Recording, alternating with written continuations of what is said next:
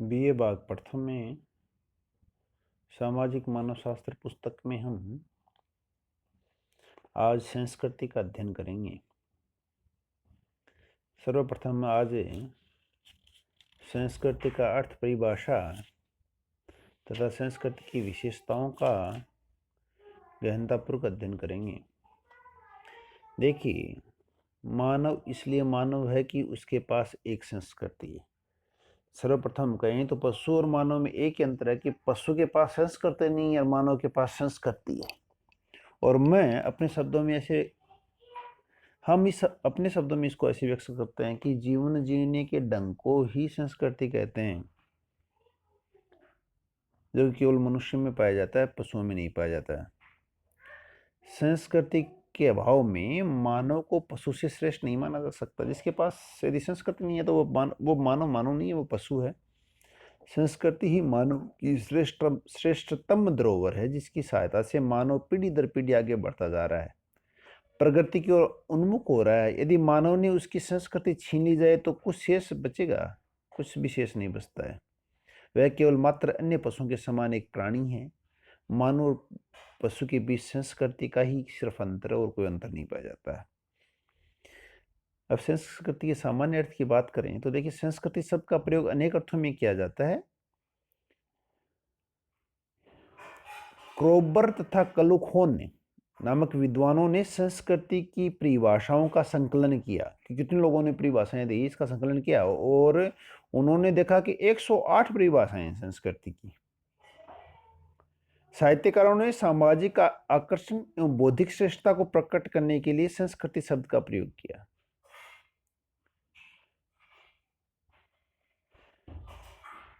कवि Matthew Arnold जीवन के प्रकाश एवं कोमलता को संस्कृति कहते हैं। कई समाजशास्त्रियों ने समाज के बौद्धिक नेताओं के लिए सांस्कृतिक अभिजात शब्द का प्रयोग किया है।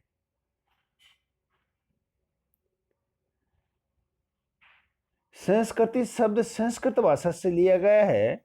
संस्कृति और संस्कृत दोनों ही शब्द संस्कार से बने, ये अत्यंत महत्वपूर्ण है। संस्कृति जो शब्द है वो संस्कृत भाषा से लिया गया है और जो संस्कृत और संस्कृति दोनों ही शब्द किससे बने हैं? संस्कार से बने हैं। और संस्कार का अर्थ होता है कुछ कृत्यों की पूर्ति करना, कुछ कार्यों की पूर्ति करना या कुछ कृत्यों की पूर्ति करना।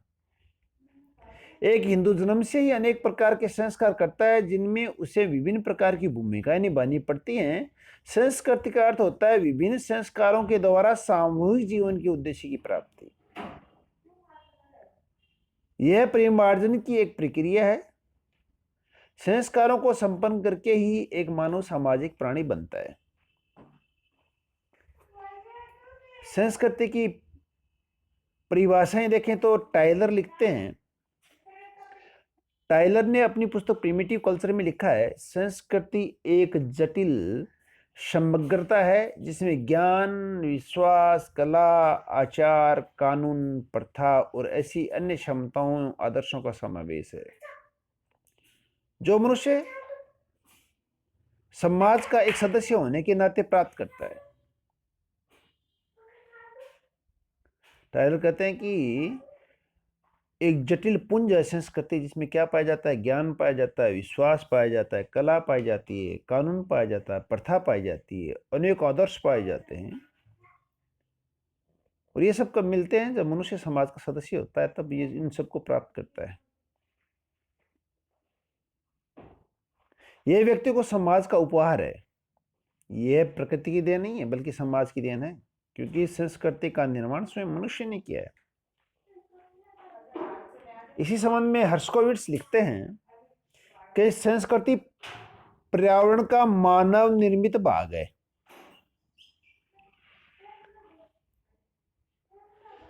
हर्स्कोविट्स कहते हैं कि पर्यावरण का जो मानव निर्मित भाग है, हमारे चारों ओर तरफ का जो आवरण हमें घेरे रहता है, उसको पर्यावरण कहते हैं। ये दो प्रकार से बनाया, एक तो प्रकृति ने बनाया पर्यावरण को, दूसरा मनुष्य ने बनाया। मनुष्य ने क्या बनाया? संस्कृति को बनाया।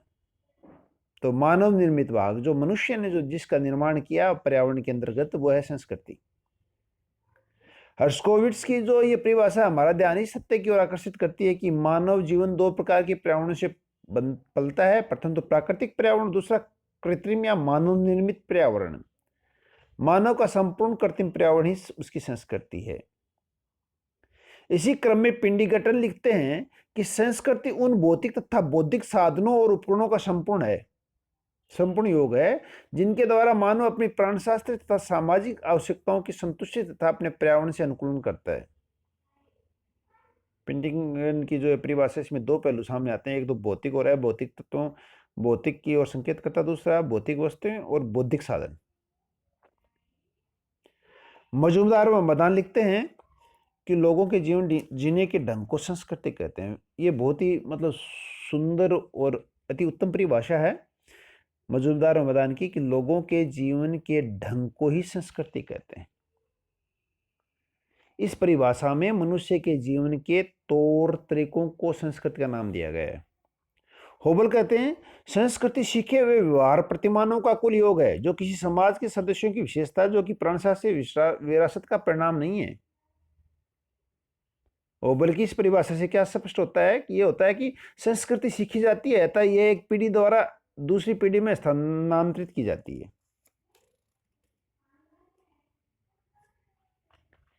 इसी क्रम में रॉल्फ लिंडल लिखते हैं कि एक समाज की संस्कृति अपने सदस्यों के लिए जीवन का ढंग है, विचारों और आदतों का संग्रह है जो कि सीखते हैं, सहभागी बनते हैं और एक पीढ़ी से दूसरी पीढ़ी में स्थानांतरित करते हैं। मेलोवस्की लिखते हैं कि संस्कृति जीवन व्यतीत करने की एक संपूर्ण विधि है जो कि व्यक्ति की शारीरिक, मानसिक और अन्य आवश्यकताओं की पूर्ति करती है और उसे प्रकृति के बंधनों से मुक्त करती है। बहुत ही अच्छी परिभाषा है। संस्कृति जीवन व्यतीत करने की एक संपूर्ण विधि है, जीवन व्यतीत करने का एक ढंग है जो कि व्यक्ति की शारीरिक, मानसिक और अन्य आवश्यकताओं की पूर्ति करती है और उसे प्रकृति के बंधनों से मुक्त करती है। पार्सन्स ने संस्कृति को एक कार्य प्रणाली का एक मौलिक निर्माणकर्ता बताया है। पार्सन्स के विचार में संस्कृति सामाजिक अंतःक्रिया की उपज है और अगली अंतःक्रियाओं में होने वाले व्यवहार का पथ प्रदर्शक है। इन सभी परिभाषाओं से क्या स्पष्ट होता है? ये होता है कि संस्कृति की कोई भी एक सर्वमान्य परिभाषा नहीं है। संस्कृति सब इतना जटिल और विस्तृत है कि उसकी एक सर्वमान्य परिभाषा देना बहुत ही कठिन है। वास्तव में एक समाज विशेष के संपूर्ण व्यवहार, प्रतिमानों तथा मानव जीवन विधि को संस्कृति के नाम से पुकारा जा सकता है। संस्कृति के अंतर्गत विचार तथा व्यवहार के सभी प्रकार आ जाते हैं जो संरचनात्मक अंतःक्रिया के द्वारा व्यक्तियों को प्राप्त होते हैं।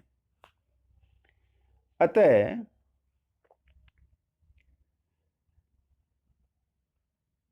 मानव बोलने से, हाव भाव से तथा उदाहरण से इन्हें प्राप्त करता है, न कि वंशानुक्रम से। अपनी आवश्यकताओं की पूर्ति हेतु मनुष्य ने जिन भौतिक और अभौतिक वस्तुओं का निर्माण तथा विकास किया है वे सब संस्कृतियों के अंतर्गत आती हैं। संस्कृति की विशेषताओं की बात कर देखिए, संस्कृति मानव द्वारा निर्मित है। सबसे पहली परिभाषा क्या है, विशेषता क्या है? संस्कृति मानव निर्मित है। संस्कृति केवल मनुष्य समाज में ही पाई जाती है। मनुष्य में कुछ ऐसी मानसिक और शारीरिक विशेषताएं होती हैं जैसे विकसित मस्तिष्क, केंद्रित की जा सकने वाली आंखें, हाथ और उसमें अंगूठे की केंद्रित स्थिति, गर्दन की रचना आदि जो अन्य प्राणियों से भिन्न होती हैं और इस कारण वह संस्कृति को निर्मित और विकसित कर सकता है। अन्य प्राणियों में मानव के समान शारीरिक और मानसिक क्षमताओं के अभाव के कारण इस संस्कृति का निर्माण नहीं हो सका है। अपने विकसित मस्तिष्क के कारण ही मानव नए नए आविष्कार करता है और उन्हें मानव जाति के अनुभव में संजोता है। संस्कृति का धनी होने के कारण ही मनुष्य अन्य प्राणियों से श्रेष्ठ है और वह अति प्राणी कहलाने का अधिकारी भी है। संस्कृति की अगली विशेषता है संस्कृति सीखी जाती है। संस्कृति मनुष्य को अपने माता पिता द्वारा उसी प्रकार वंशानुक्रमण से प्राप्त नहीं होती जिस प्रकार शरीर की रचना प्राप्त होती है।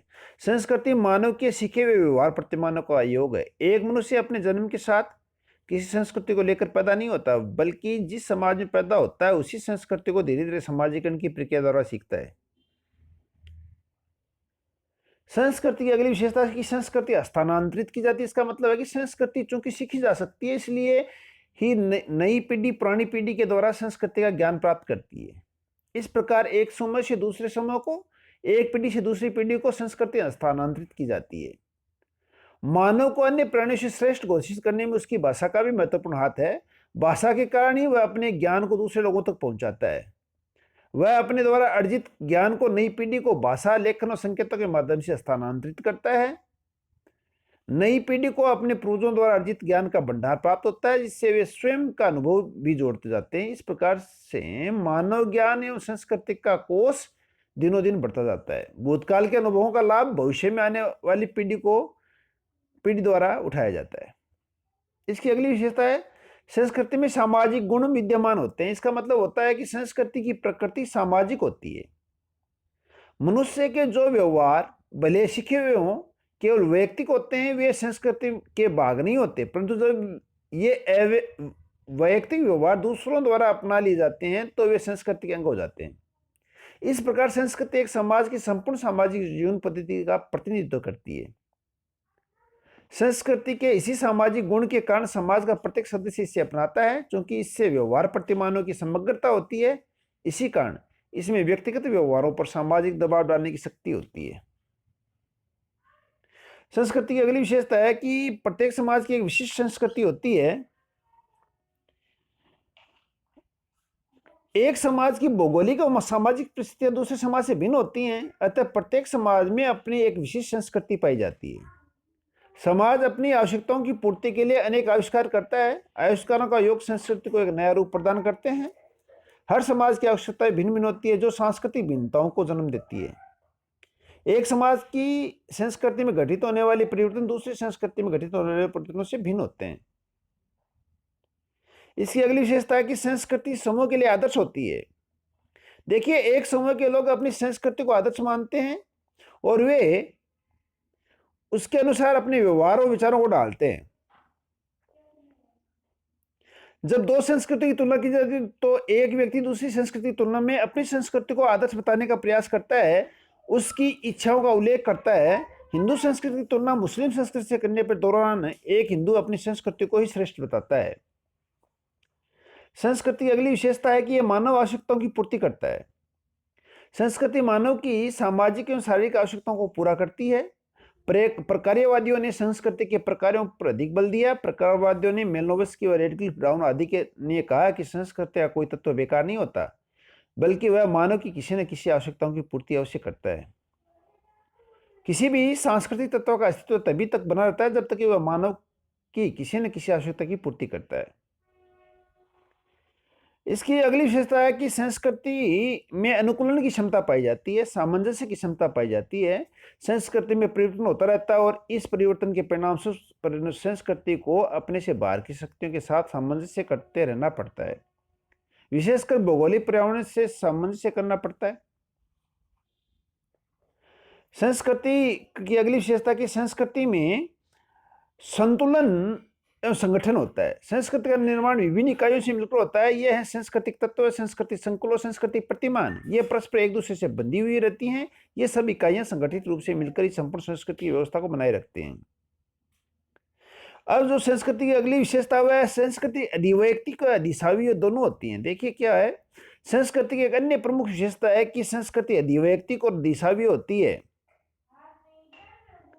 क्रोबर ने संस्कृति की इन विशेषताओं को उल्लेख किया। संस्कृति अधिवैयक्तिक का मतलब होता है कि संस्कृति का निर्माण किसी व्यक्ति विशेष द्वारा नहीं होता और वह संस्कृति के एक भाग का ही उपयोग कर पाता है, संपूर्ण का नहीं। संस्कृति का निर्माण संपूर्ण समूह द्वारा होता है। अधिवैयक्तिक का मतलब होता है संस्कृति का निर्माण किसी एक व्यक्ति के द्वारा नहीं बल्कि संपूर्ण समूह द्वारा होता है। अधिशाव्य का अभिप्राय है कि संस्कृति साव्य तो है पर साव्य से कुछ अधिक है। साव्य शरीर को कहते हैं। इस प्रकार आज हमने संस्कृति की परिभाषा और विशेषताओं का अध्ययन किया। धन्यवाद।